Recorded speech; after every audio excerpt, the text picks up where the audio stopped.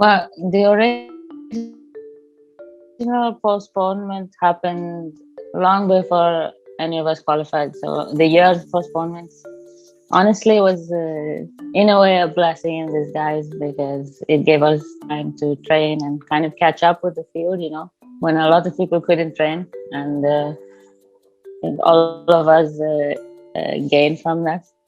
Well, not to make this a positive situation, but we made the best of the time we had. But after we qualified, um, it was tough because we had obviously the qualifiers themselves were postponed a lot, so that was a bit harder to deal with. But at our level, we're just kind of trying to improve as much as we can, and any extra time obviously helps a lot with that.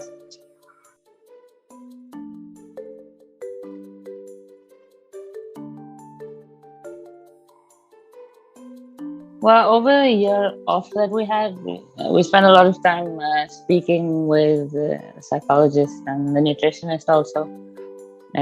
Obviously, the training in the gym never stopped, except after the qualifiers, they took a break, but otherwise, everything else didn't stop. But this extra time that we had, we kind of got to understand what I needed, what I needed to work on, what I needed to improve. With the mental coaching, at first, there was a lot of kind of learning to be in the present because with sailing, there's so much you kind of need to be aware of and take into account. There's a lot of factors that come into play.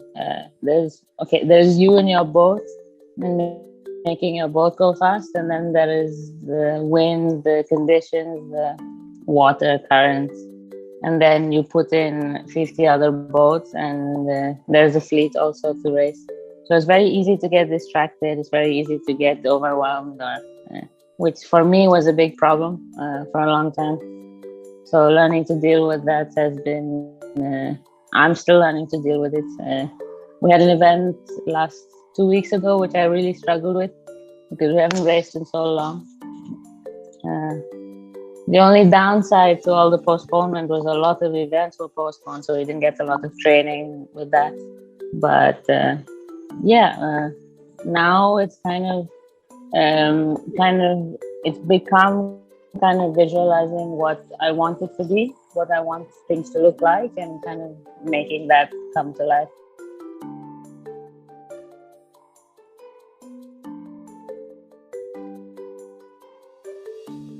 So yeah, we just qualified, so I've only recently been introduced to other sports and what it looks like for people who have qualified specifically. But for myself, there's a lot of tough it out, because it's sport. You need to push yourself, but there is in sailing, especially if you kind of need to be relaxed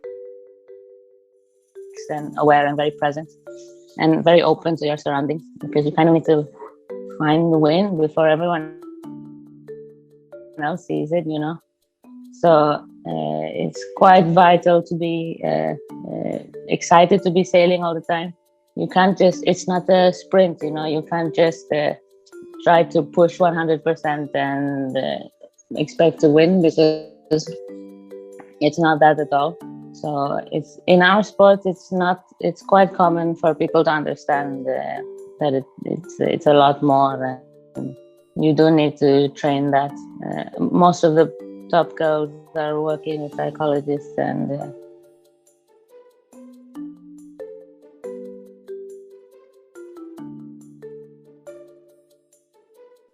well, there have been sailors before me. There are the 49er boys, for example, and I think, okay, they may not be women, but I've definitely been lucky enough to see people like them push through the tough times, as you say. At least the people after me will have someone to look up to, hopefully.